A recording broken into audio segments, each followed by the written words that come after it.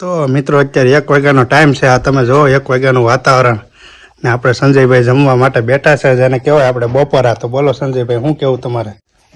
બપોરા કરવાની મજા જ કંઈક અલગ છે. ગાંધીગીરની અંદર તમે જુઓ દેશી બધી વસ્તુ, થેપલા છે, સૂકી ભાજી છે, ખમણ છે, ચટણી છે, ડુંગળી છે અને દેશી છાશ.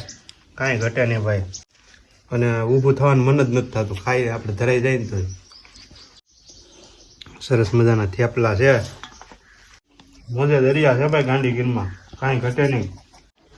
ગીરમાં તમે જ્યારે આવો ને ત્યારે હું તો એમ કહું દિવસો ઘટે.